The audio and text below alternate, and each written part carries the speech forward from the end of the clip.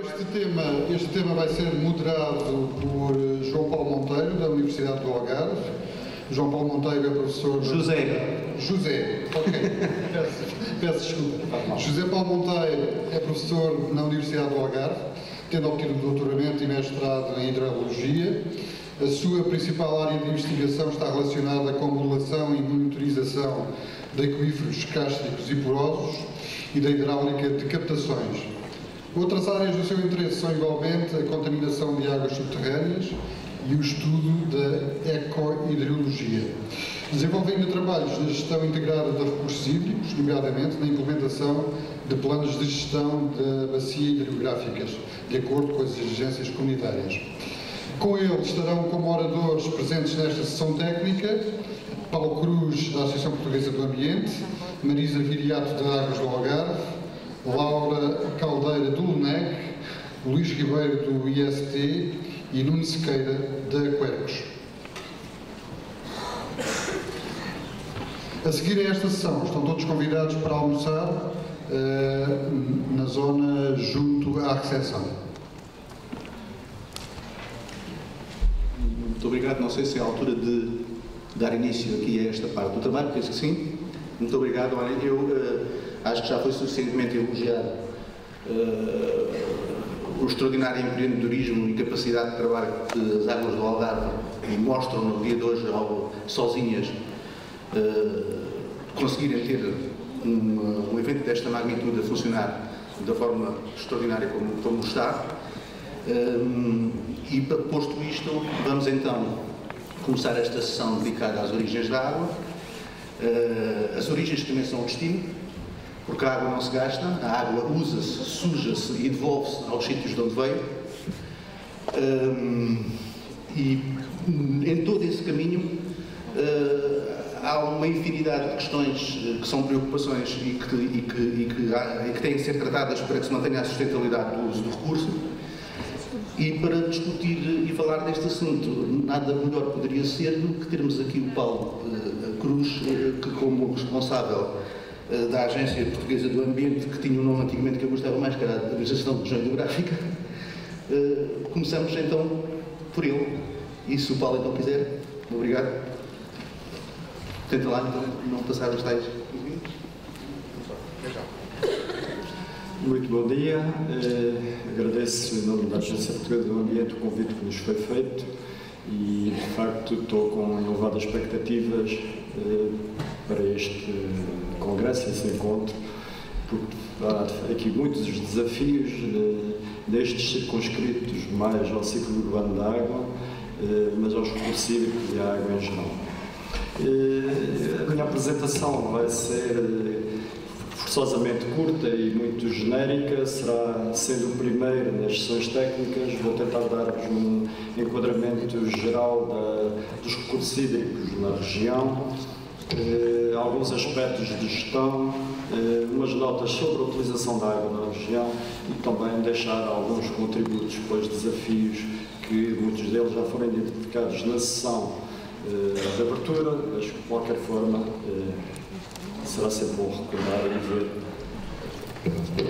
Para a caracterização dos recursos hídricos na região, só destacaria desde já esta particularidade, a grande variabilidade interanual e variabilidade interanual, ou seja, chove com pouco ao longo dos meses, portanto a precipitação é mais concentrada em determinados meses e nos últimos anos, aliás, há 2 dias para cá alterou-se um panorama que não há memória, tantos meses consecutivos com ausência de precipitação, portanto variação ao longo do ano e variação ao longo dos anos, com algumas sucessões de anos secos que depois são compensadas com alguns anos úmidos, isto num padrão de distribuição ao longo do tempo.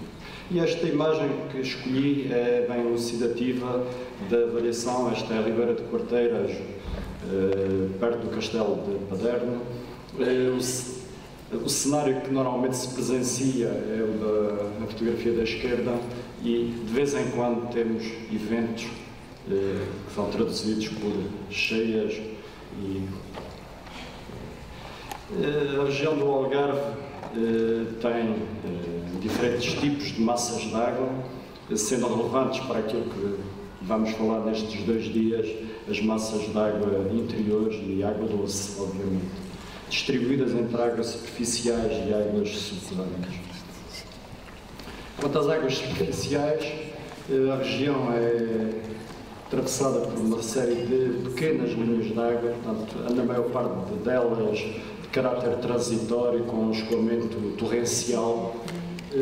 As bacias de maior dimensão foram já, com a capacidade que têm, foram alvo de regularização com meia dúzia de grandes barragens que têm efetivamente capacidade de regularização, quer sejam os afluentes do Guadiana, quer sejam a bacia do Rio Arado, que tem um afluente importante que é a Ribeira do Douro.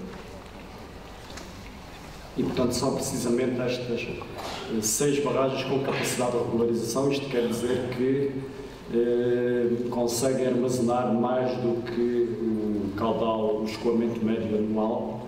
E, portanto, é aquele princípio do milheiro, guardar quando se tem em abundância para depois poder utilizar quando houver escassez ou carência dessa água. Estas barragens são essencialmente utilizadas para abastecimento, como origem para abastecimento público e também para regadio público.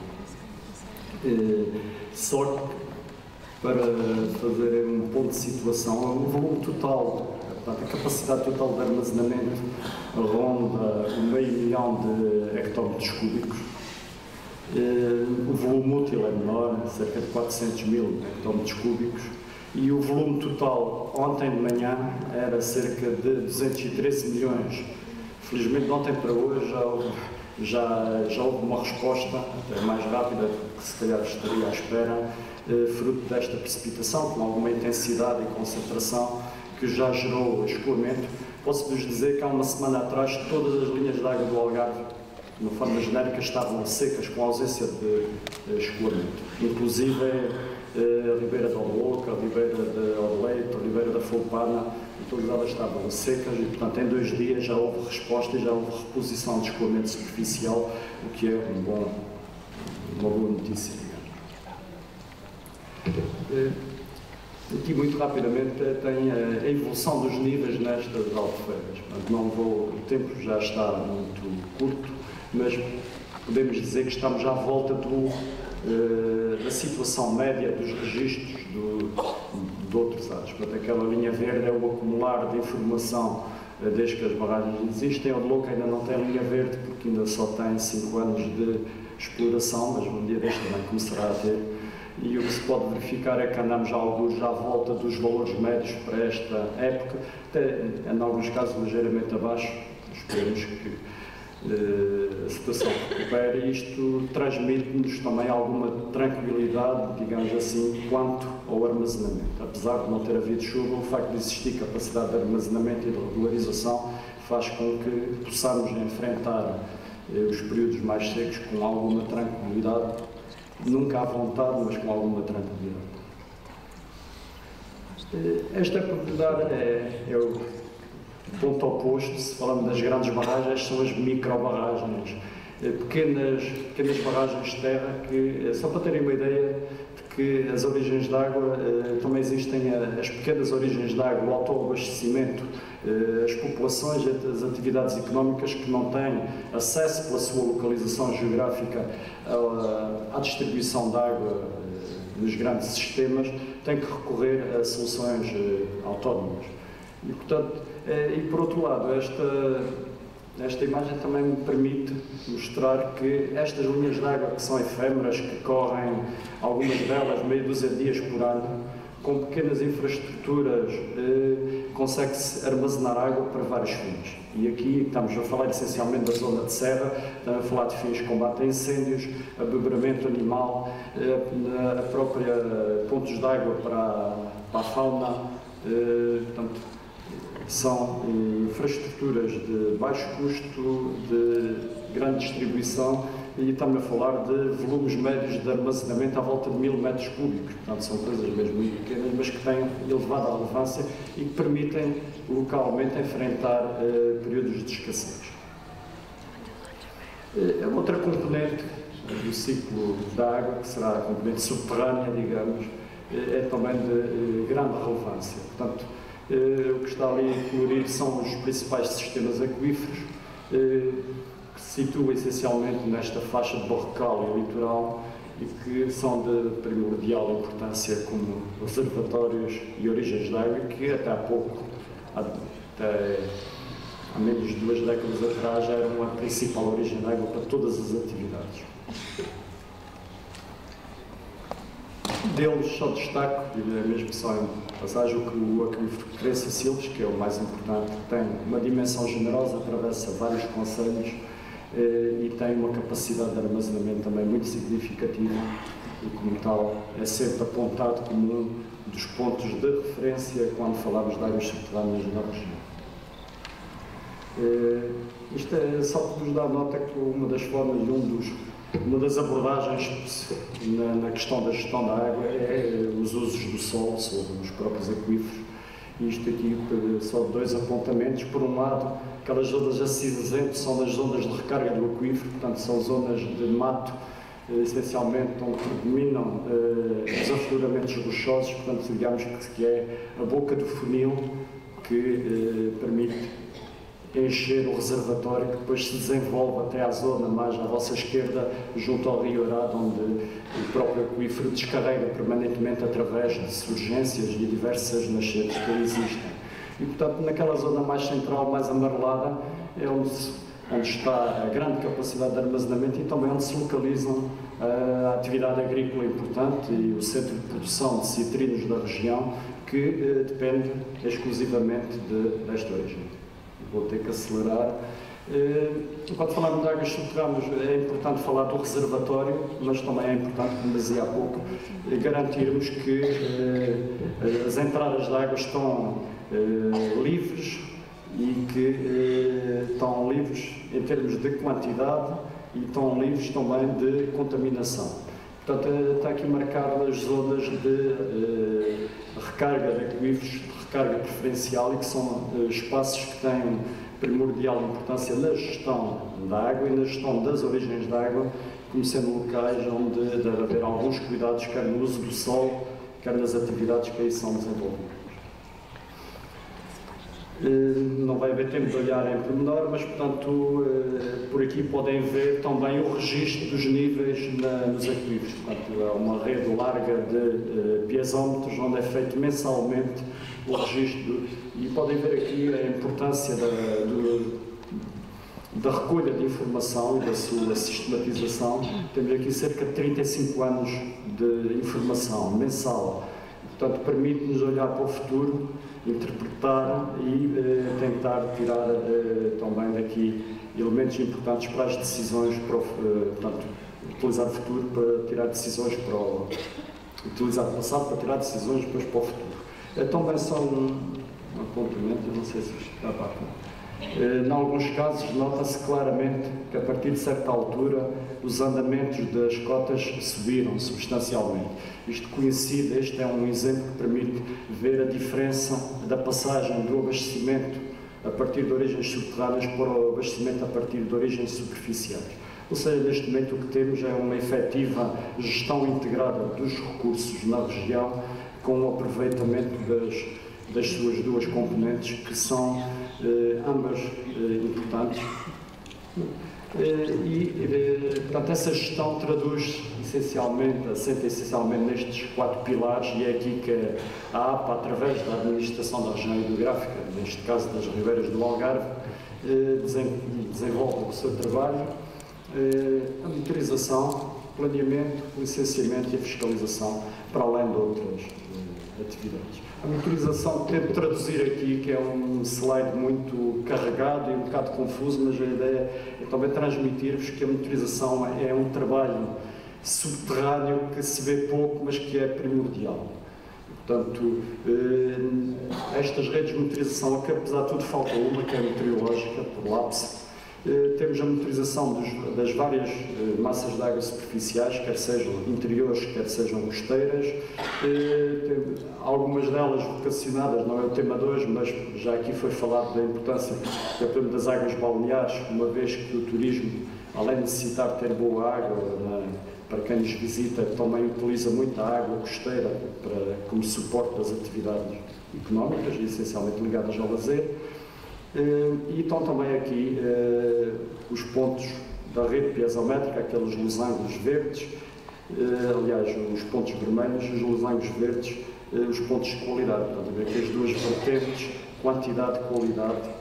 E nas águas superficiais a qualidade já não é apenas pela abordagem clássica dos parâmetros físico-químicos, já temos a componente biológica, a componente hidromorfológica, portanto, para classificar as massas de água de acordo com as orientações da Diretiva Quadro da Água, que já não é o bom estado ecológico, químico, etc., que dá origem a uma classificação do estado global das massas de água. Esta informação está disponível para quem queira ver com mais pormenor. Pus aqui apenas o resumo da classificação do último ciclo de planeamento, com o estado geral das massas de água superficiais e subterrâneas. As subterrâneas é essencialmente o aspecto quantitativo, em que temos uma parte de uma massa de água em mau estado, e o estado químico temos 3 massas de água com problemas associados a nitratos. O planeamento é outro dos aspectos importantes, portanto, vou passar, está muito acima do tempo. A proteção da qualidade das águas subterrâneas, uma das formas de a conseguir é através, nomeadamente no caso das captações públicas, do estabelecimento de perímetros de proteção, onde são limitadas algumas atividades suscetíveis de contaminar as águas. E aqui tem o outro universo há pouco era as micro-origens de águas superficiais, aqui temos micros e não só, médias origens de água subterrânea. Portanto, este é o universo das captações licenciadas, há meia dúzia de dias atrás, que rondam os 18 mil, posso-vos dizer que estão 10 mil em cima de secretárias no processo de regularização, que aconteceu por força legal. Portanto, estamos a falar de um universo de captações na região que andará alguns entre os 30 e os 40 mil captações. São captações para o autoabastecimento, para as atividades agrícolas, etc. E esta é a cobertura das captações públicas, muitas delas, principalmente da faixa litoral e do Barrocal, que neste momento já não estão a ser utilizadas, mas que têm um papel importante para situações de contingência. Portanto, antes de haver os sistemas superficiais, este era o universo e a realidade do abastecimento público na região do Algarve. No licenciamento são tidas vários condicionantes, uma delas a da área crítica junto ao litoral, em que há cautelas acrescidas para evitar que se instalem fenómenos de intrusão salina. Consumos, utilização de água, grandes números, 60% de agricultura, 33% abastecimento público. Esta realidade é um pouco diferente da média do país, em que a agricultura se aproxima mais dos 80%. Portanto, isto tem a ver, obviamente, com as características da região e com a importância do abastecimento público, e embora aqui no abastecimento público está tudo incluído, tudo que esteja ligado à rede, e obviamente que ligado à rede temos as nossas casas, quando a população residente, temos o setor turístico, hoteleiro, etc., de quem nos visita, e temos a pequena indústria e o comércio, que também está tudo metido no mesmo bolo. E destaco apenas porque é uma das atividades que também é grande consumidora de água e que é sempre referenciada, associada ao turismo, que é o setor do Golfo, com cerca de 5%, à volta de 10 milhões de metros cúbicos por ano. Os perímetros de rega vou ter que passar, que já me estou. Nem vou dizer nada porque a comunicação seguinte vai detalhá-lo. E os desafios, para terminar, são apenas alguns que entendi destacar. Um deles é manter e mesmo reforçar, se possível, a capacidade de gestão dos órgãos da administração e outros que com ele colaboram, para que todos aqueles 4 pilares da gestão se possam perpetuar e consolidar, e que num cenário de escassez as fragilidades vêm muito mais ao de cima e a exigência é muito maior. Por outro lado, o reforço da consciência coletiva, o grupo de miúdos que estava ali na entrada e que nos vai acompanhar durante estes 2 dias é um dos caminhos. Portanto, a dimensão educação ambiental. Por fim, a necessidade da sociedade de se adaptar, esse é o que ela tem feito ao longo dos milénios, mas neste momento a velocidade da adaptação tem que, porventura, ser cada vez maior, e isso vai ser falado. Já foi hoje referido o Plano Intermunicipal de Adaptação às Alterações Climáticas, promovido pela AMAL, e vai ser tema também ao longo do... E é o último slide, já não consigo cumprir, mas o aumentar a resiliência, uma vez que estamos origens da água, ciclo urbano da água, se os cenários de escassez se agravarem, onde é que se vai buscar a água? Isto não tem coloque, são meramente tópicos de, alguns deles até um bocado provocatórios, outros vão ser abordados também na região. Melhorar a eficiência, aumentar a capacidade de armazenamento superficial, mas aí já hoje foi referido, vamos nos confrontar com outra dimensão da água, que é a dimensão ambiental, e, portanto, além de já não haver também muitas bacias com potencial para grandes regularizações, promover a recarga de aquíferos artificialmente. Se a recarga natural diminuir, podemos, e há estudos feitos na região que localmente e pontualmente pode haver uma ajuda à natureza para que a recarga seja mais efetiva. Assumir o potencial de revitalização. Estes 40 milhões é mesmo provocatório. Eles existem, mas não estão disponíveis, pelo menos a curto prazo, e deixo só o ciclo urbano da água. Normalmente temos o abastecimento e a rejeição, mas há outra componente conexa, que é a gestão de águas pluviais. E, por exemplo, estes 40 milhões, muitos deles têm todas as condições para poder haver reutilização dentro de poucos meses, atrevo-me a dizer. No entanto, temos problemas de intrusão de água salgada através dos sistemas pluviais, que faz com que o produto final, com um bom tratamento em termos de carga orgânica e mesmo bacteriológica, mantém elevados teores de sais que inviabilizam ou podem inviabilizar a reutilização. Portanto, há aqui um trabalho na vertente pluviais também é importante.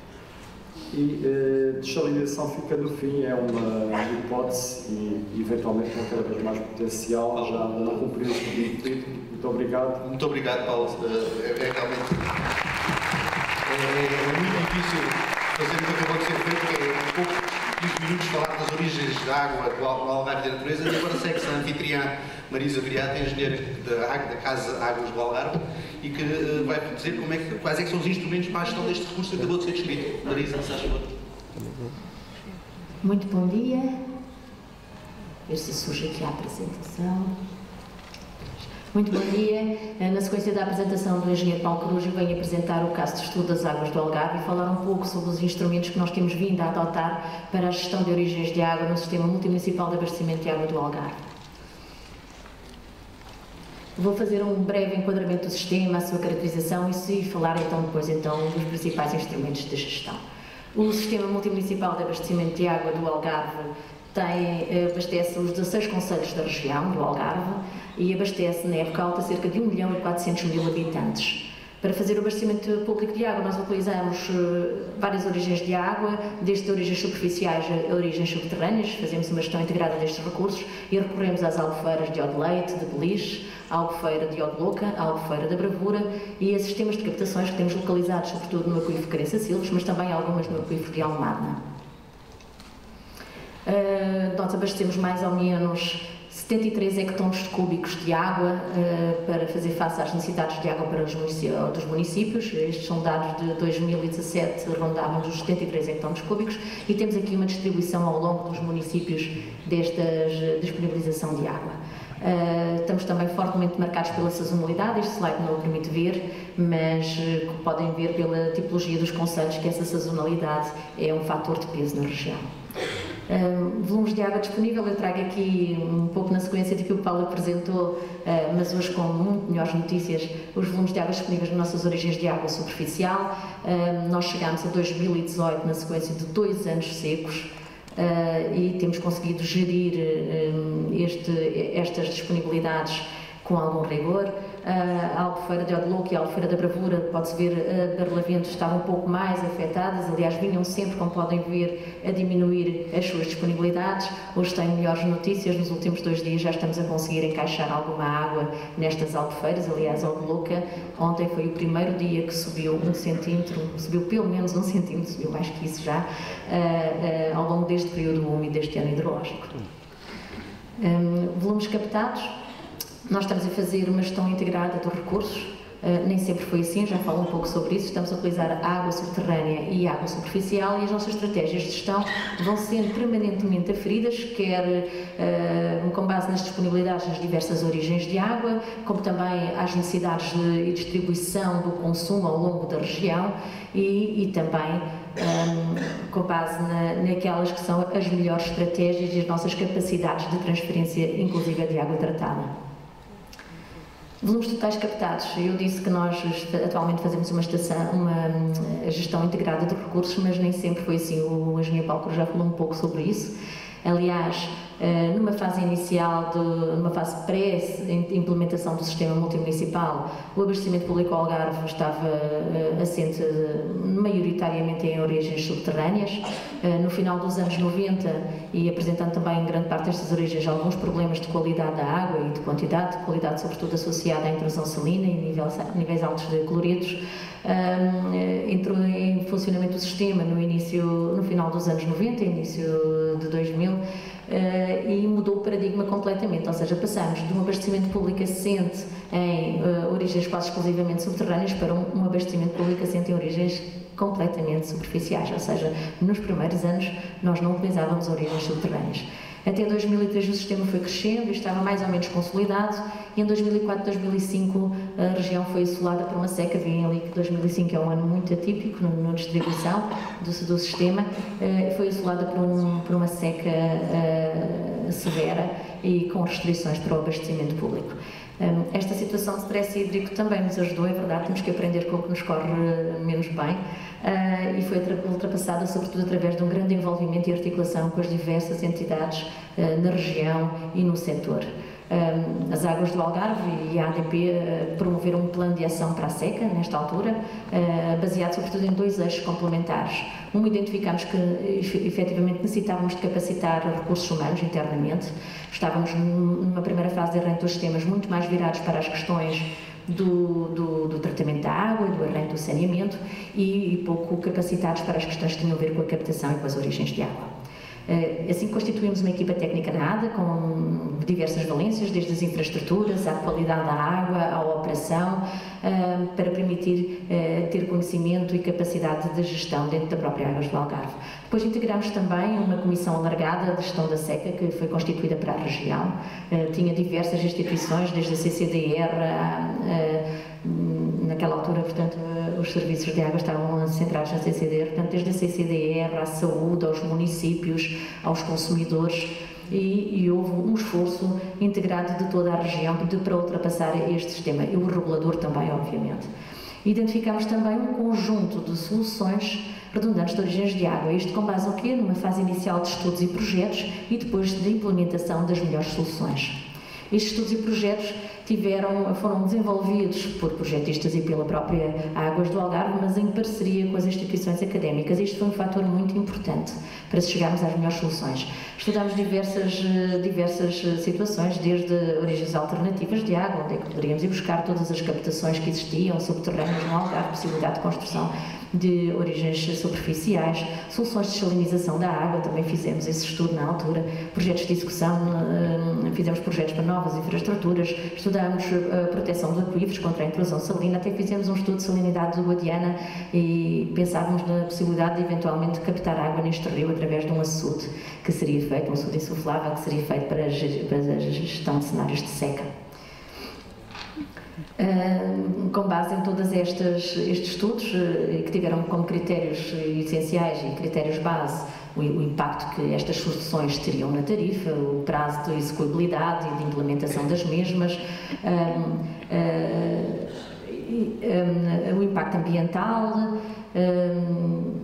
estou-me aqui a lembrar, basicamente, e também, claro, a distribuição de água, onde é que nós poderíamos ir buscá-la, onde é que a teríamos com qualidade e os riscos associados a elas. Deste conjunto de estudos, as soluções que resultaram sobretudo no curto e médio prazo, cujo objetivo era de responder às necessidades imediatas de consumo, fizemos um sistema de captação, por exemplo, para as afluências da Ribeira do Agueloco, ou seja, a Albufeira não estava constituída, a Ribeira tinha boas afluências, havia capacidade de transporte e montámos um sistema para captar estas afluências. A mesma coisa também para a captação do volume morto da Albufeira do Funcho. Nós, na altura, utilizávamos a Albufeira do Funcho como origem de água, captámos todo o volume útil e depois arranjamos uma jangada, é aquela imagem que vem ali em baixo, uma jangada, ainda bombeámos o volume morto desta Albufeira. Foi uma experiência muito interessante, bombeámos até cerca de 60 centímetros do fundo, com consequentes problemas ao nível da estação de tratamento, mas que foram ultrapassados, não houve constrangimentos em termos da qualidade da água que foi fornecida.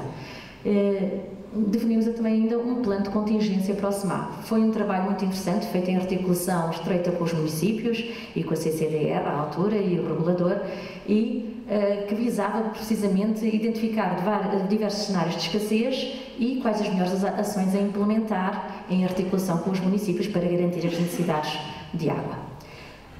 Mas as soluções de longo prazo eram aquelas que conferiam um menor risco e assegurariam uma gestão integrada dos recursos e numa ótica plurianual, e era essas que nós visávamos, sobretudo, para poder fazer face a novas situações de escassez hídrica. Construímos um novo sistema de captações subterrâneas no aquífero de Crença Silves, fizemos a reabilitação e integração de algumas captações municipais que considerámos estratégicas, construímos uma nova estação reversível de água tratada para dar mais flexibilidade ao sistema e concluímos também a construção da barragem de Agueloco, que tinha sido já iniciada então pelo INAG. Este era um projeto já antigo, não me vou alongar porque também não terei muito tempo, estava aqui a tentar controlá-lo, mas não está fácil, mas é um projeto já antigo, os primeiros estudos são de 1972, a construção da barragem arrancou na altura a cargo do então INAG, atual APA, e a transferência deste empreendimento passou para as águas do Algarve em dezembro de 2006, na sequência deste cenário de seca de 2004-2005. Arrancamos a obra em fevereiro de 2007, em junho de 2010 estava concluída a empreitada e em 2012, maio de 2012, arrancamos a exploração do sistema. Esta foi uma solução que nos permitiu garantir uma nova origem de água com franca disponibilidade. Estamos a falar de 128 hectómetros cúbicos úteis e que nos permite então a tal solução plurianual de gestão do sistema. Não me vou alongar aqui sobre a barragem, uma barragem de aterro com particularidades muito interessantes, mas que ficarão para uma outra apresentação. Deixo só aqui umas imagens, pode-se ver aqui, foi um projeto muito interessante, nós temos muito orgulho nele. Temos aqui a linha de água, consegue-se ver ali a ensecadeira. Aqui já uma imagem da ensecadeira a ser incluída no corpo da barragem, ali com o núcleo argiloso, e pode-se visualizar a galeria de drenagem, de injeção, que atravessa todo o corpo da barragem. Essa é uma das especificidades desta albufeira, desta barragem de aterro, que é muito interessante. E depois aqui uma imagem já numa fase mais avançada da conclusão do corpo da barragem, e aqui já com o descarregador de cheias. Constituímos estas novas soluções, tivemos que arranjar instrumentos para as gerir. Grande parte destes instrumentos são requisitos legais, mas efetivamente ao longo destes anos eu julgo que o principal instrumento de gestão tem sido a franca articulação que nós temos conseguido estabelecer com as principais entidades com responsabilidades neste setor. Aqui neste slide eu chamo a atenção para o papel do UNEC. O UNEC tem sido crucial para nos apoiar na gestão da barragem de Agueloco. Foi o UNEC que desenvolveu o nosso plano de primeiro enchimento, o plano de observação, e que nos tem dado apoio na operação desta albufeira. Também desenvolvemos um plano de emergência interno, um sistema de aviso e alerta, um sistema de controle e automação da barragem e regras de exploração da barragem. Ao nível dos sistemas de captação, a mesma coisa. Aqui também, para salvar a articulação com a APA, a RH do Algarve, fundamental para todas estas questões. Títulos de utilização de recursos hídricos, definição de perímetros de proteção da captação, estudo das fontes de poluição. Eu devo dizer, por exemplo, nós temos dos primeiros perímetros de proteção publicados ao nível do país, e isto resultou também muito desta articulação com a RH do Algarve, ou seja, a RH do Algarve sentou-se nas reuniões com o projetista que nos estava a fazer o estudo dos perímetros, foi com eles em conjunto que definimos a proposta de solução para a delimitação dos perímetros, e daí que a publicação tenha sido também tão breve, porque estávamos já articulados, já tínhamos discutido as questões críticas. Aqui só algumas imagens, não me vou alongar, não há muito tempo, sobre o plano de observação. Temos aqui uma panóplia de instrumentação que nós recolhemos todas estas grandezas, enviamos para o UNEC, e o UNEC dá-nos o apoio em toda esta situação, na avaliação das grandezas e da segurança estrutural da barragem. Plano de emergência interno, um dos primeiros planos de emergência interno no país, mas o Algarve está bem nesta ótica. Já temos mais barragens com planos de emergência interno, já temos até um plano de emergência externo. A barragem da Bravura já tem um plano de emergência interno desenvolvido por uma associação de regantes, pela ARBA. Queria felicitar isto, estamos também aqui a inovar e a ser pioneiros. Aqui só algumas imagens do sistema de aviso e alerta associado ao plano de emergência interno. Depois, sistemas de automação, não se podem gerir soluções destas com grandes albufeiras, grandes barragens, sem sistemas de automação capazes e de supervisão capazes de nos dar resposta. Regras de exploração fundamentais, estamos a falar de controle de segurança estrutural, controle de segurança hidráulica operacional, regimes de cheias, regras de operação dos órgãos, estabelecimento de níveis de referência é essencial, controle de segurança ambiental, caudais ecológicos, caudais reservados, conservação, manutenção e inspeção de obra. Só imagens dos hidrogramas que fizemos, vazões dos descarregadores e também simulações múltiplas de cotas de referência. Contratos de concessão, títulos de utilização, instrumentos essenciais e plano de ordenamento da albufeira. Perímetros de proteção, já falei um pouco sobre isso, já falei da articulação que fizemos com a APA, na ponderação das metodologias de referência que iríamos adotar, na avaliação da vulnerabilidade das massas de água e na proposta de delimitação dos perímetros de proteção. Temos perímetro de proteção para quase todas as nossas origens subterrâneas e superficiais. Aqui uma imagem do perímetro de proteção alargado e de proteção imediato da albufeira de Osloca. Monitorizações e estudos estão associados à monitorização da qualidade da água das ribeiras, monitorização da qualidade da água das próprias albufeiras, monitorização da qualidade da água dos aquíferos.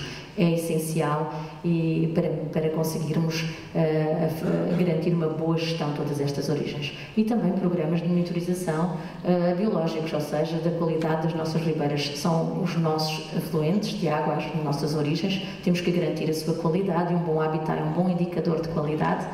E também são os maiores receptores dos nossos efluentes. Portanto, tem que haver uma preocupação alargada. Aqui não vou alargar, já não tenho tempo, um pouco sobre os trabalhos de valorização e requalificação de galerias ribeirinhas. Aqui já é uma imagem de toda esta zona. Este talude estava coberto de cana, limpámos tudo o que era cana, fizemos plantações para constituir uma nova galeria, e isto já é uma imagem da nova galeria a ser constituída com as espécies ribeirinhas.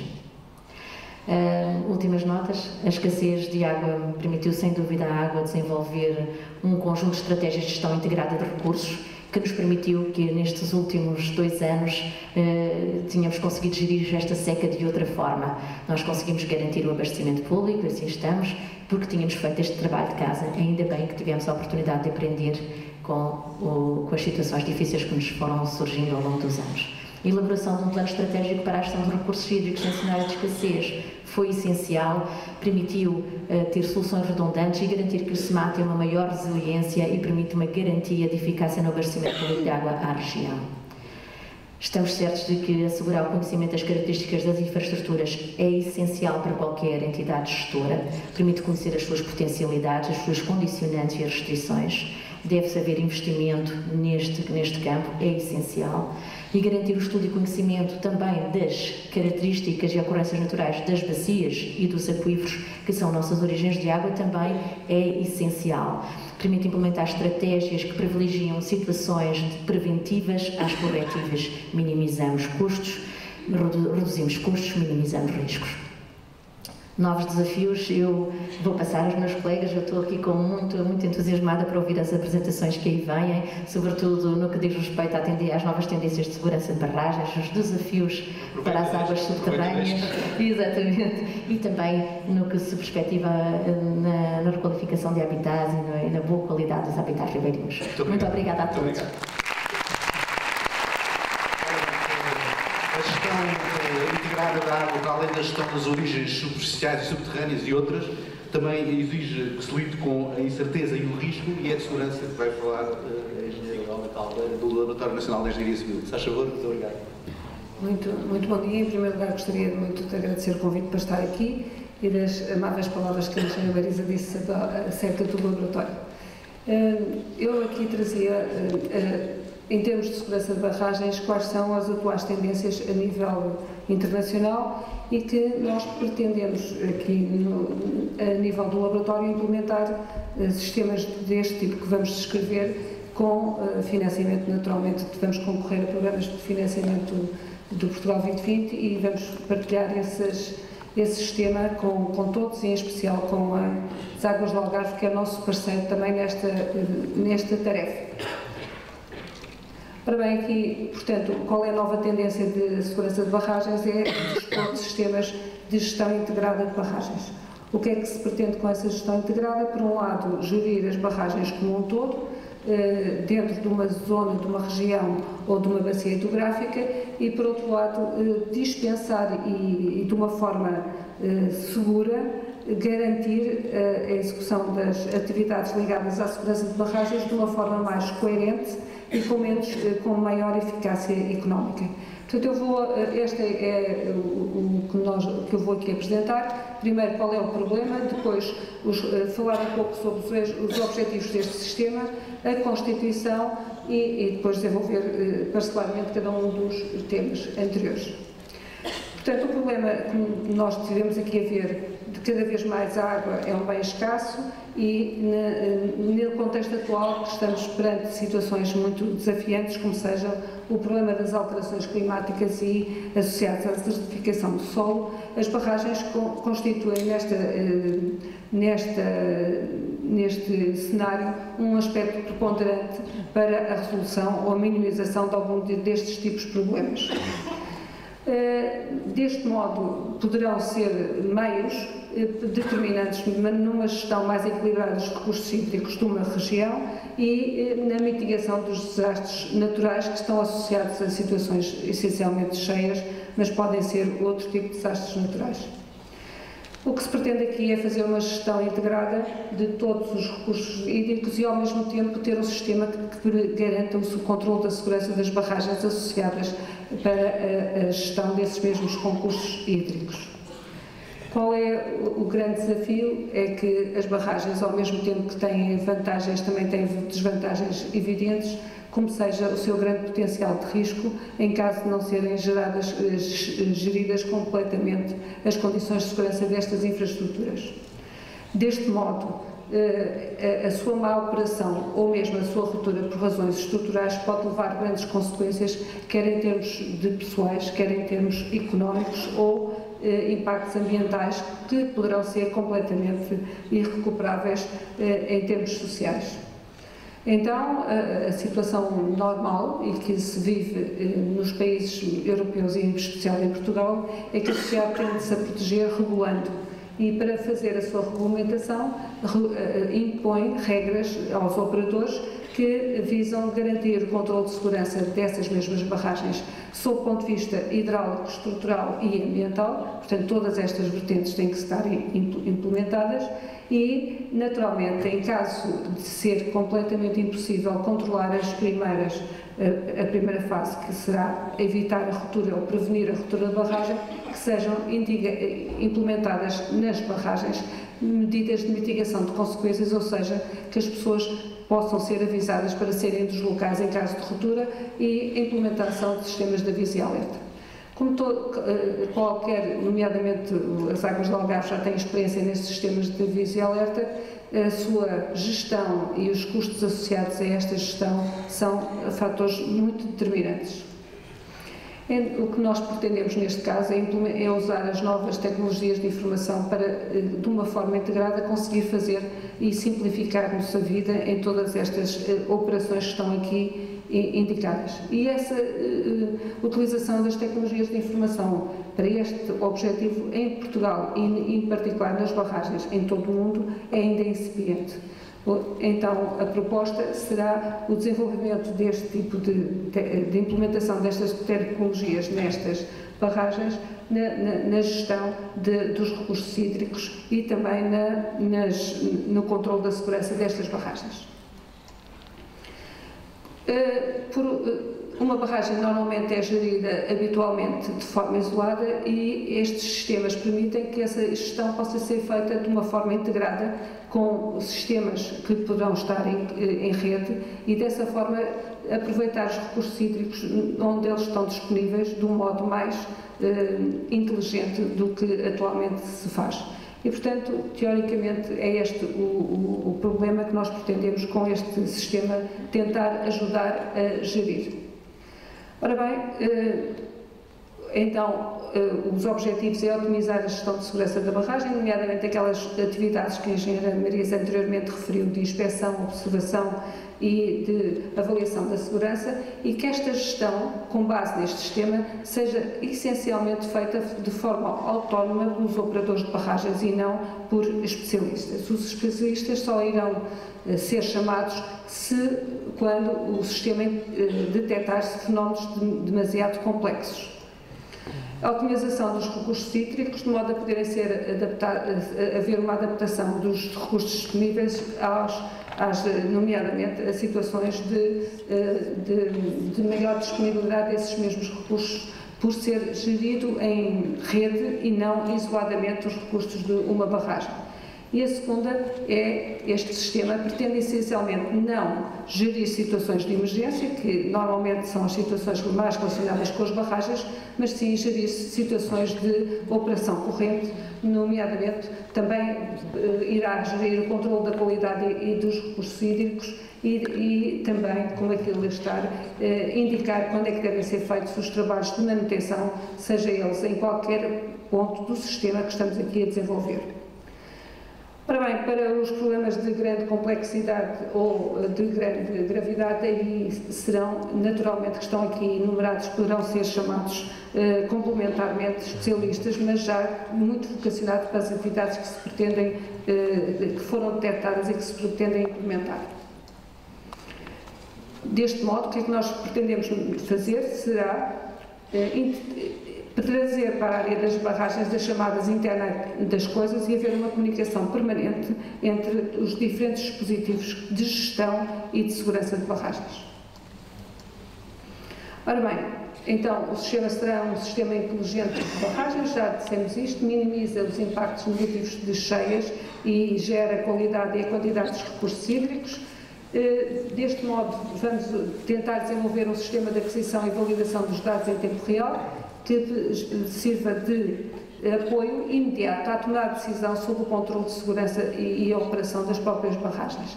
Para isso, ele deverá identificar cenários de falha ou de perda de funcionalidade de qualquer um dos equipamentos associados ou da própria barragem, deve indicar quais são as medidas corretivas em caso de ser detectado qualquer perda deste tipo, sem interferência exterior, de modo a minimizar completamente as consequências e daí haverá um benefício económico para os operadores das barragens. Qual é a constituição do sistema? Este sistema pretende que seja modular e parametrizável para se poder adaptar a cada um dos sistemas que teremos em estudo. Terá toda a informação relevante sobre as bacias hidrográficas que vai gerir. Devem ser dispositivos interconectados através de sistemas de comunicação entre os diversos dispositivos para, em tempo real, sabermos qual é a disponibilidade e os dados relevantes para a decisão e, naturalmente, sempre que necessário serão introduzidas novas funcionalidades, até com a evolução tecnológica destes sistemas, capazes de gerir novas funções dentro do próprio sistema. O que nós também pretendemos é introduzir neste sistema as previsões meteorológicas que hoje podem ser conhecidas com alguma certeza e que nos permitem fazer uma gestão mais inteligente, nomeadamente de todas as ações ligadas ao sistema de barragens. Será customizável, isto é, adaptado a cada caso em concreto, e os requisitos serão definidos pelos próprios utilizadores, mas os módulos principais estarão já perfeitamente estabelecidos.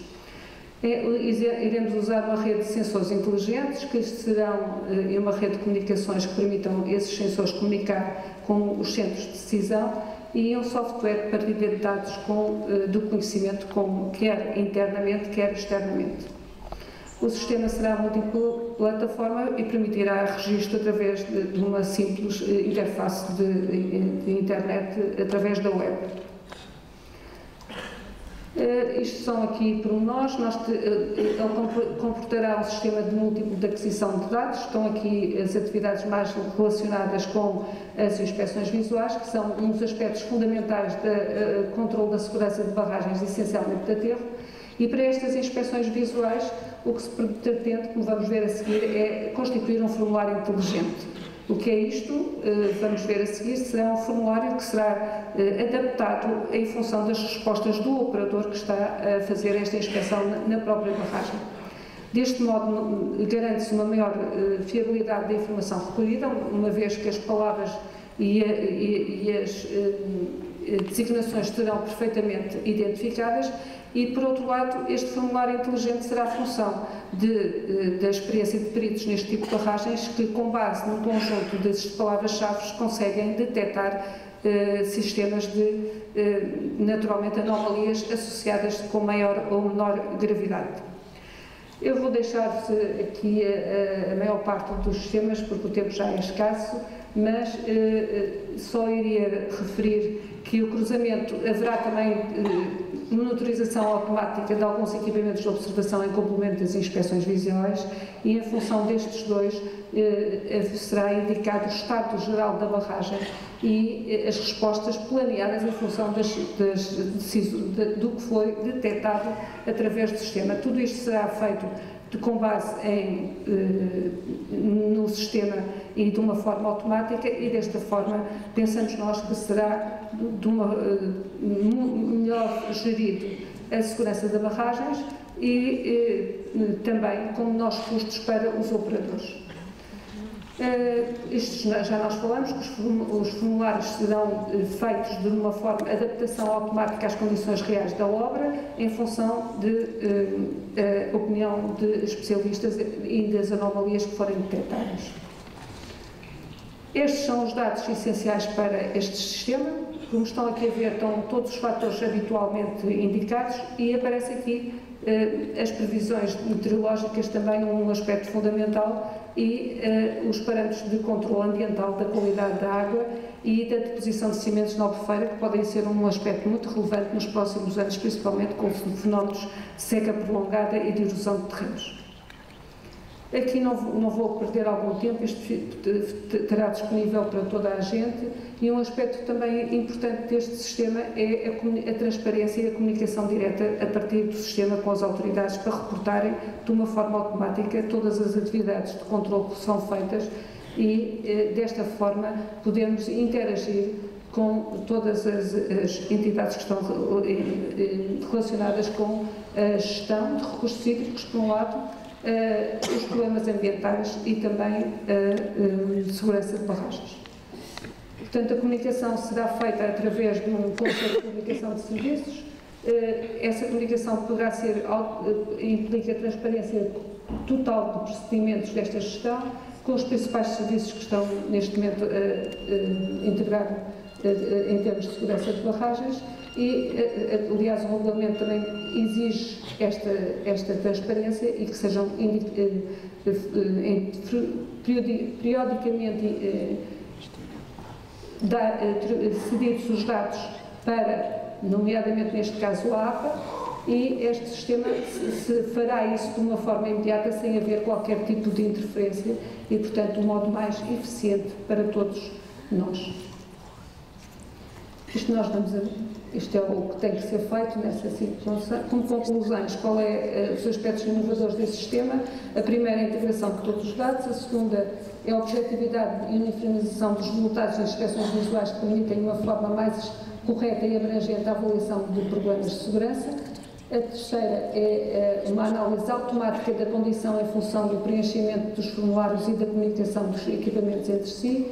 A terceira é apenas em casos de força maior é que haverá uma intervenção especializada dos engenheiros que têm naturalmente grande especialização na segurança das barragens e em termos correntes não haverá essa intervenção e, portanto, deste modo, nós podemos integrar os sistemas todos, nomeadamente comunicar em caso, por exemplo, de ocorrência de cheias, com os sistemas a montante e a jusante e fazer uma gestão mais correta para evitar desastres naturais e nessas circunstâncias também será melhor para a sociedade em que todos nos inserimos. Muito obrigada.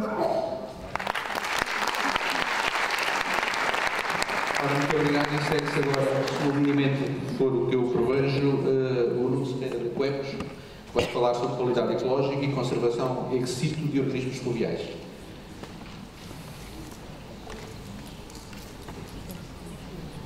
Vamos lá ver se é. Vamos ver o que é que aparece. Pode também aparecer agora o Luís Ribeiro, não é? Há aqui um... Não, muito bem. Bom dia então a todos. Antes de mais, gostava de saudar a vossa presença, agradecer também às Águas do Algarve por este convite e saudar também a organização deste evento, este importante evento. Bom, o objetivo desta comunicação vai ser então falar um pouco do projeto de conservação ex situ que a Quercus organiza e desenvolve há já cerca de 10 anos em parceria com diversos organismos. Primeiro, breves dados sobre a Quercus. A Quercus é uma organização não governamental de ambiente, tem um âmbito nacional, faz este ano 33 anos, tem o Estatuto de Utilidade Pública e desenvolve muito a sua atividade baseada, enfim, de uma forma descentralizada, por todo o país, baseada nesta ação dos seus 18 núcleos regionais. A Quercus tem cerca de 4.000 associados ativos, cerca de 150 dirigentes, 400 a 500 associados regulares e tem cerca de 13 áreas de trabalho, destacando-se aqui algumas, enfim, históricas, como a conservação da natureza, as florestas, a educação ambiental, os resíduos, mas também a água. Bom, e a água sabemos que não só pela importância que tem enquanto recurso para o homem, para a humanidade, mas também enquanto elemento de suporte a diversos ecossistemas que dela dependem. Existem, contudo, uma série de ameaças que continuam a pender sobre o recurso da água. Temos várias que estão aqui descritas, enfim, desde a introdução de espécies exóticas, a eutrofização das massas de água, descargas de efluentes, a construção também de barragens, obras, enfim, desadequadas que continuam a ser feitas. Relativamente às ameaças e às espécies exóticas em particular, uma particular também relevância naquelas espécies que acabam depois por se tornar invasoras e também, de certo modo, impactar muito aquilo que são as nossas espécies autóctones. Existem aqui vários impactos destas espécies invasoras, desde esta competição pelo habitat e o próprio alimento, a predação das espécies autóctones, a alteração também ao nível geológico e hidrológico também dos ecossistemas, enfim, várias espécies que nós conhecemos, desde a perca-sol, desde o lagostim vermelho da Louisiana, o peixe-gato, a carpa, etc. Depois, em relação à eutrofização, é um fenómeno que tem a ver, enfim, sobretudo com as más práticas agrícolas e também com a utilização massiva e excessiva de nutrientes na agricultura. Enfim, várias imagens, todos nós também nos recordamos ao longo dos anos, não só em termos nacionais, mas também a nível internacional. Depois, uma outra ameaça que continua também a pender sobre os nossos recursos hídricos tem a ver com as descargas de efluentes. Apesar do esforço que o país fez nos últimos 20, 30 anos e da melhoria que também registou, continuamos a ter situações de descargas de efluentes, sejam elas, enfim, efluentes industriais, domésticos, agrícolas. Temos ainda muitas povoações norte a sul do país que não têm os seus efluentes domésticos devidamente tratados e, portanto, isso faz com que várias imagens deste género continuem a existir. Enfim, a situação não só em pequenas ribeiras e que muitas vezes nós acabamos por não ter conhecimento, mas também em grandes rios, como tem acontecido nos últimos anos no Rio Tejo, uma situação que tem sido devidamente noticiada. Depois também, em termos da construção de grandes obras, não estando em causa a importância estratégica que as barragens possam ter, enfim, enquanto armazenamento de água com diversos fins, seja para abastecimento das populações humanas, seja para a agricultura, também para a produção de energia, mas o facto é que este tipo de grandes infraestruturas acaba por provocar, do ponto de vista ambiental também, impactos que são realmente grandes, enfim, a nível biológico e em concreto daquilo que tem a ver com as espécies nativas de peixe. Há aqui claramente uma diminuição da capacidade de reprodução e de migração de várias destas espécies. As barragens são uma barreira física também muito relevante, o que faz com que várias destas espécies depois, várias populações destas espécies, fiquem isoladas e provoquem fenómenos de extinção a nível local. Depois também mortalidade dos próprios indivíduos também pela passagem nas turbinas. Continuamos a ter, enfim, infelizmente, cada vez menos várias obras que são feitas sem o devido cuidado, e hoje em dia temos também o setor da engenharia natural, felizmente, a alargar o seu espectro de ação e, portanto, felizmente vão sendo cada vez mais as obras que são feitas, tendo como ponto principal também a conservação e a reabilitação de vários ecossistemas, mas temos ainda várias obras deste género em que as margens são simplesmente betonadas e com isso existe claramente uma degradação do ponto de vista ambiental destes ecossistemas, enfim, desde a eliminação de toda a vegetação ripária, a eliminação destas zonas que são corredores ecológicos por natureza, a eliminação de vários locais de refúgio para a fauna, a eliminação também de pegos e zonas de reprodução para os peixes de água doce, por exemplo. E é também como forma de responder a algumas destas ameaças que surgiu há cerca de 10 anos o projeto de conservação ex situ de organismos fluviais, que juntou aqui parceiros como a Coertes, o Aquário Vasco da Gama, o ISPA, a Faculdade de Medicina Veterinária, o apoio também da Câmara Municipal de Figueiredo de Vinhos e também, mais recentemente, também, enfim, a integração deste projeto também numa outra ação mais ampla, dinamizada pelas Águas do Algarve, em colaboração também com a Coertes e o Zumarino, que é o projeto Falange. Bom, o objetivo foi, sem dúvida, tentar dar aqui uma resposta a esta degradação que continua a existir em vários cursos de água de norte a sul do país, dos organismos fluviais em risco, com uma incidência particular nos peixes de água doce, e tentando também que os parceiros conseguissem conjugar também forças para responder a esta situação. O objetivo do projeto é manter ex situ algumas das espécies de organismos de água doce mais ameaçadas a nível nacional, espécies criticamente em perigo, e tentando aqui manter um número suficiente de indivíduos de forma a conservar a diversidade genética para que, efetivamente, se algumas destas espécies chegarem a um risco iminente de extinção, possa haver aqui digamos, um número suficiente de exemplares que permitam depois, posteriormente, repovoar e manter esta diversidade genética.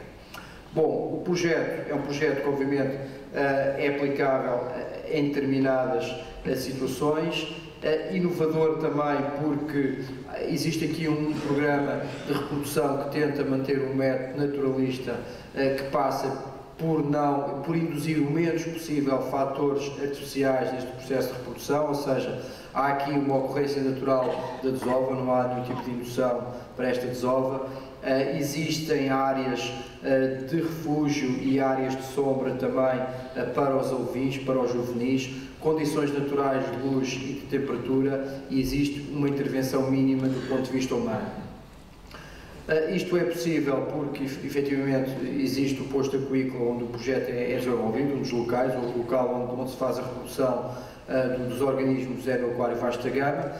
Aqui na estação aquícola de Campeu, que se situa no concelho de Figueiredo de Vinhos, a água, existe uma alimentação natural de água, portanto, através de um açude que está montante do posto aquícola e que se situa na Ribeira de Alge, que permite o abastecimento constante de água a toda esta estrutura.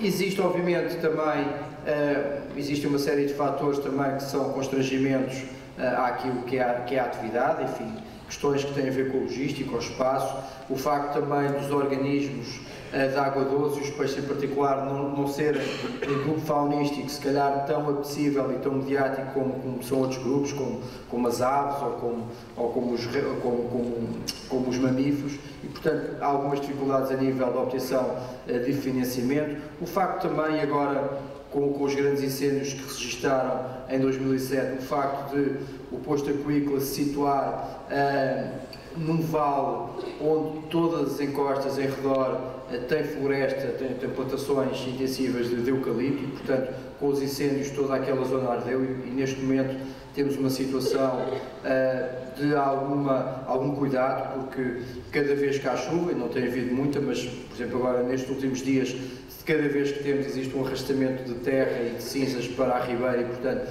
existem medidas que nós temos de tomar no posto aquícola para que efetivamente a qualidade da água se mantenha, mas realmente o balanço destes 10 anos tem sido bastante positivo. As espécies que nós temos neste momento no posto aquícola são estas 5 espécies: o ruivaco do oeste, o escaldo dourado, o escaldo mira, a boga do sudoeste e o saramuco. 3 destas espécies claramente aqui da zona sul. Tivemos a oportunidade de fazer uma ação de repovoamento ano passado, já em colaboração também com as águas do Algarve, quer com a boga do sudoeste, quer também com o escaldo dourado. Efetivamente, digamos, sempre que fazemos os repovoamentos, e temos feito vários ao longo destes 10 anos, é, digamos, sempre o ponto alto, porque os peixes nunca são mantidos já de eterno no posto aquícola. Ao fim de 3 gerações, toda a população é libertada e há a captura de novos reprodutores, ou seja, nunca mantemos um efetivo de reprodutores permanentes no posto. O objetivo é sempre, em última instância, libertar todos os peixes nos seus cursos de água de origem, para tentar, de certo modo, conseguir aumentar o efetivo destes peixes, e sempre que fazemos estes repovoamentos tentamos sempre conjugar com a realização de ações de educação ambiental junto dos setores mais jovens, nomeadamente com as escolas. São sempre processos que exigem alguma logística, a nível de transporte, a nível de preparação, capturas, mas enfim, a equipa tem estado bastante rotinada e as coisas têm corrido de melhor forma, quer dentro da Quercus, quer também com os restantes parceiros.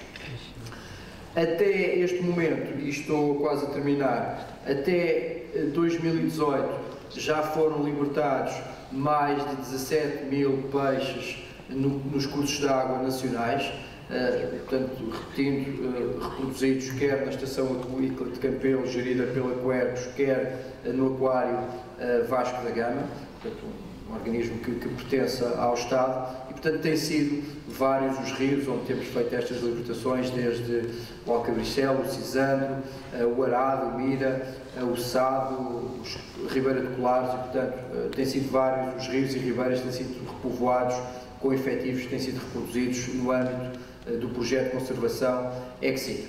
Enfim, sabemos que é um pequeno contributo que estamos a dar para a reabilitação e para a melhoria dos nossos ecossistemas ribeirinhos, mas julgamos que é nosso dever continuar a desenvolver este projeto e, como tal, agradecemos também a todos aqueles que ao longo destes 10 anos têm colaborado connosco. Obrigado.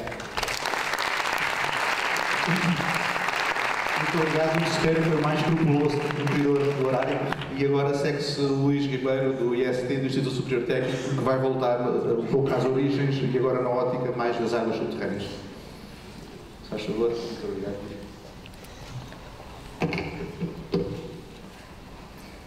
Ok, boa tarde. Antes de mais, agradecer este convite para estar aqui, para apresentar um tema que eu intitulei Água Subterrânea, o recurso invisível e resiliente. Dizia Saint-Exupéry que o essencial é o que não se vê. E no que diz respeito à situação atual de Portugal, e depois de ouvir algumas intervenções hoje de manhã, fiquei um todo nada perplexo. Mas, mais do que esta comunicação, eu queria levantar aqui algumas reflexões e também, por que não, um debate e até ou, em alguns casos, como é evidente, linhas para o futuro.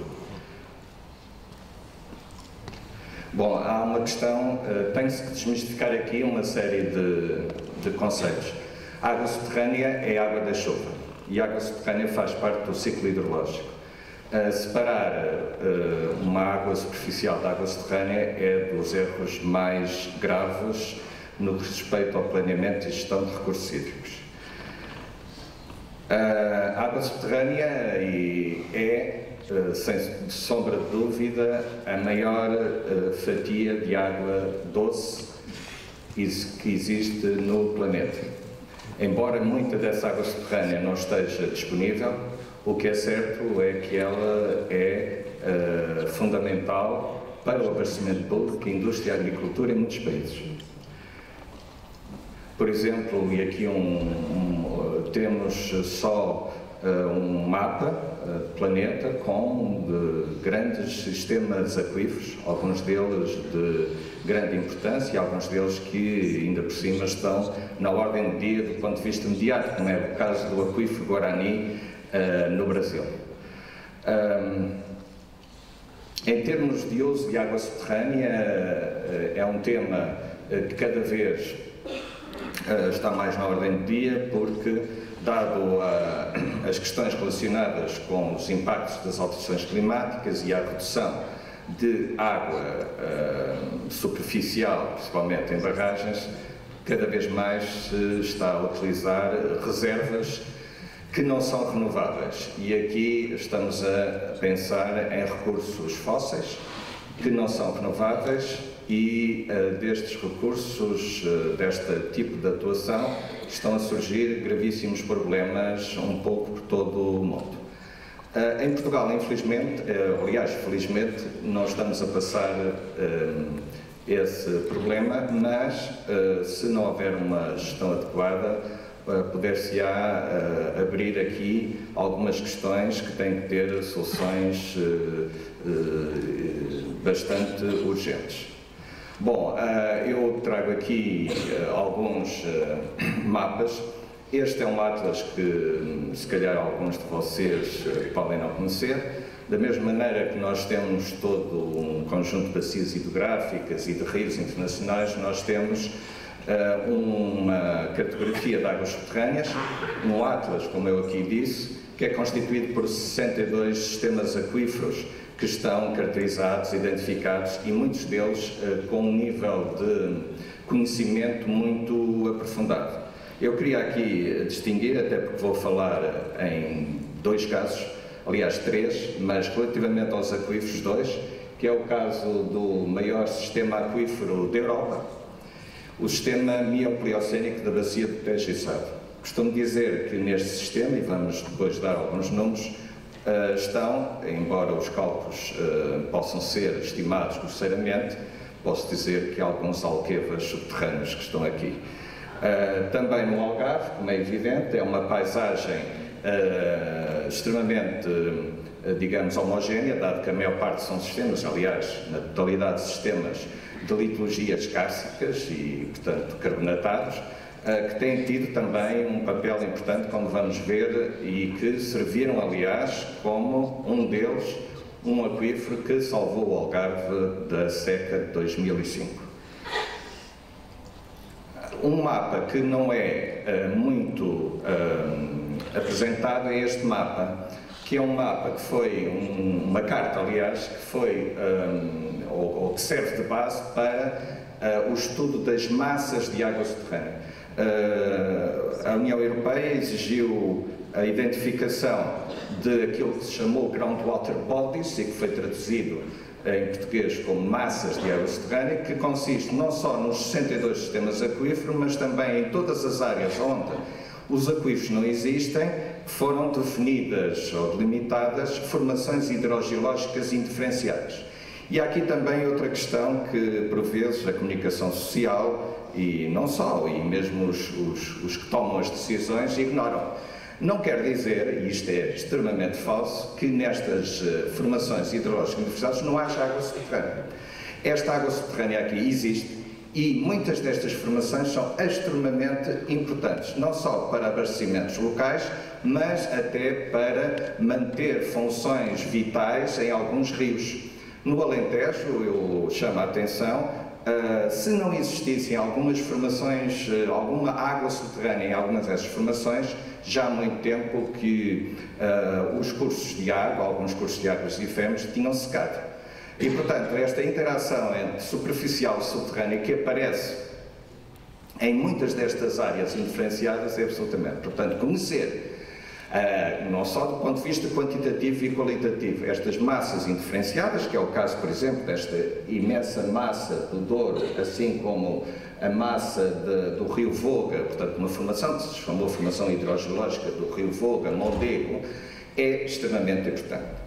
Bom, avançando mais, os números que se apontam, eu não vou aqui apresentar, até que poderia estar a apresentar alguns números, de facto, sobre o abastecimento, a importância da água subterrânea em Portugal. Aqui já foi mostrado pelo colega Paulo Cruz aquilo que a importância, a percentagem de água subterrânea para o abastecimento público, para a indústria e a agricultura. É evidente que a maior parte do maior consumo de água, não só em Portugal, como no planeta, é para a agricultura, o que quer dizer que a água subterrânea tem aqui um papel muito grande.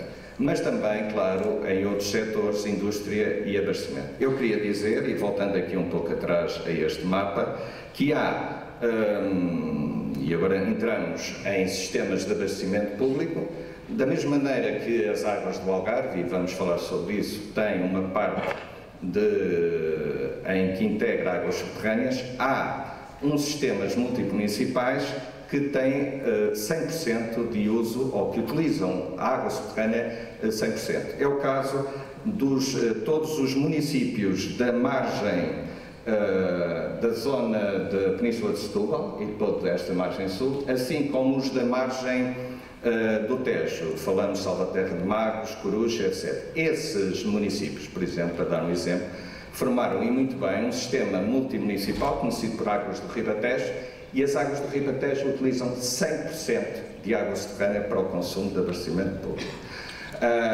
Na Península de Setúbal existem, portanto, municípios, Almada, Seixal, etc., cuja água é 100% e que utilizam subterrânea. Porque estamos, como já tinha dito antes, num enorme sistema aquífero. Este aquífero é um aquífero que tem sido estudado em maior ou menor detalhe, mas, no meu entender, exigia um conhecimento mais aprofundado enquanto unidade. Eu costumo dizer, em estas conferências e também nas aulas, que alguém que está em Lisboa e que abre a torneira bebe água de Castelo de Gote. Mas se atravessar a ponte para o lado e ir a um café e beber água da torneira, lá ele está a beber água subterrânea. Basta, portanto, meia dúzia de quilómetros para termos, portanto, beber duas águas completamente diferentes. Água subterrânea, e já aqui um paralelo tem, e não queria entrar em polémica, tem vantagens relativamente à água superficial. Começa por ser uma água, se retirarmos tudo o que é ameaças de atividades agrícolas e outras atividades que podem contaminar, é uma água de melhor qualidade que a água superficial. Desde logo porque a água subterrânea está em contacto com tudo o que é rochas e, portanto, esta interação permite que a água subterrânea fique muito mais mineralizada e, em termos sais minerais, é muito mais rica.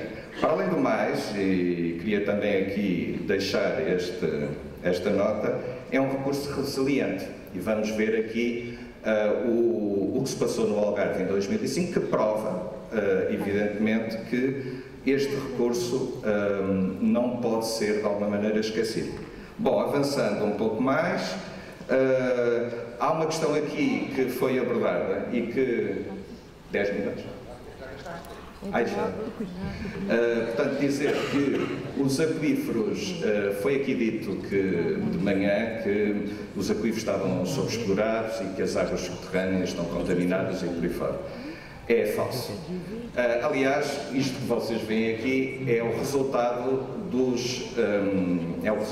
uma síntese da avaliação das águas subterrâneas nos planos de bacia hidrográfica e que mostram perfeitamente que, em termos de massas subterrâneas, só um aquífero estaria em sobreexploração do ponto de vista quantitativo e a maior parte de todos têm qualidade. Isto é seguindo os critérios da diretiva. Portanto, basta consultar estes planos de bacia, os resultados, para pura e simplesmente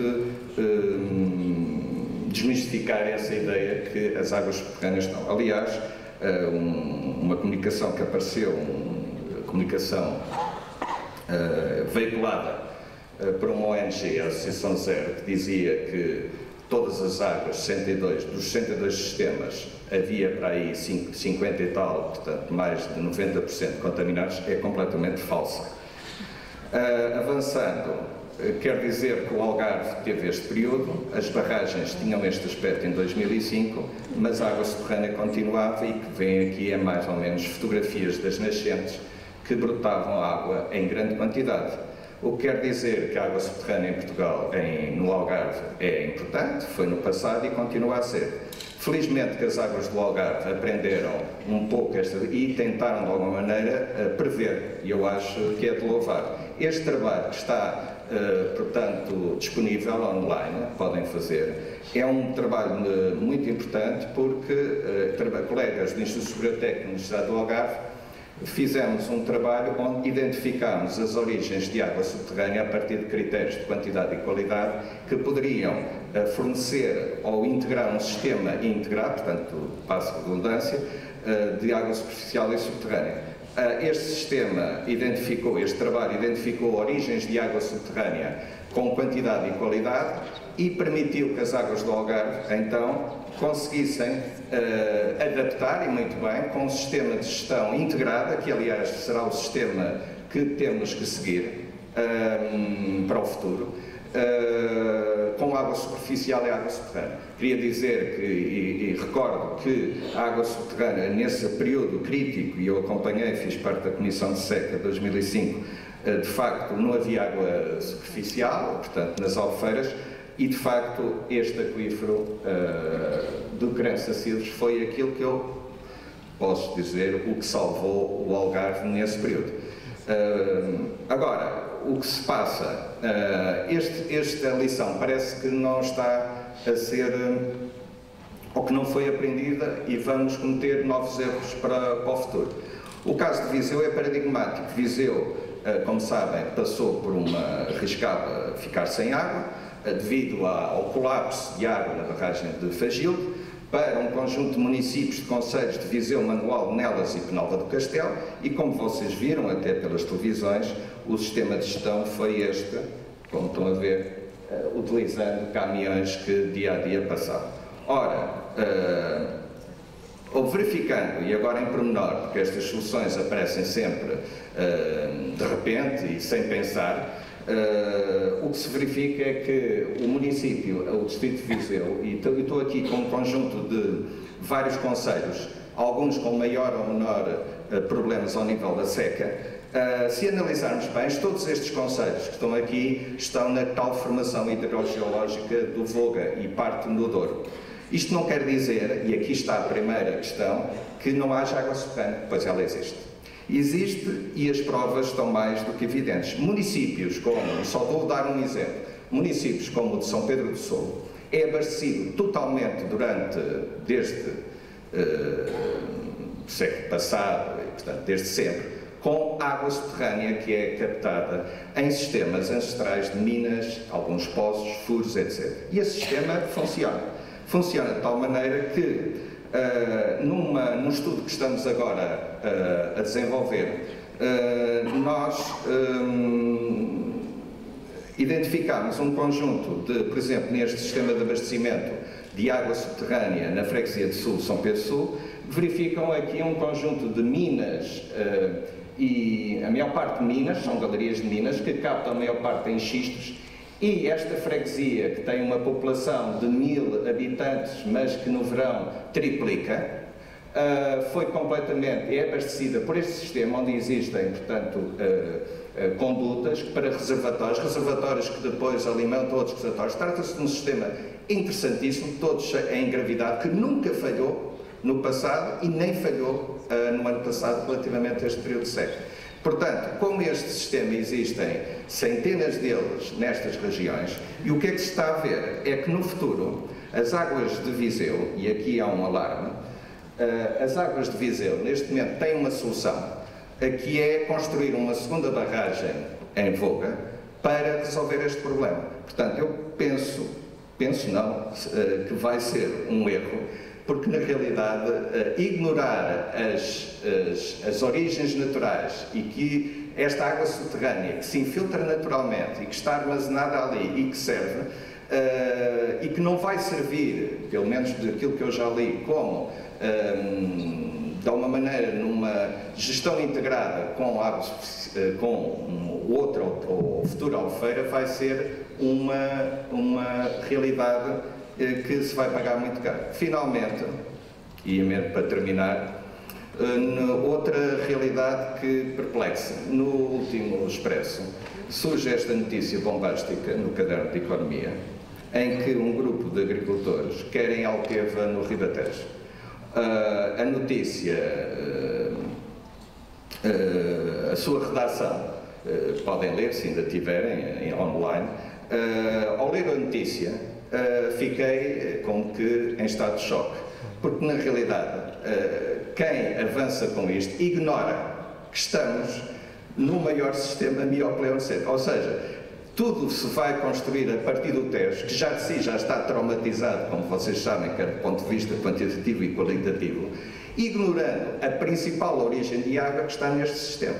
Portanto, e este sistema que está aqui é um sistema enorme e conhece perfeitamente as disponibilidades hídricas subterrâneas, ao ponto de, quando terminarmos a leitura, não existe nenhuma palavra relativamente à água subterrânea. Fala-se até em desalinização. Desalinização é essa, uma das soluções para pôr água aqui neste local seria desalinizar a água do Algarve e levar com condutas até ao Tejo.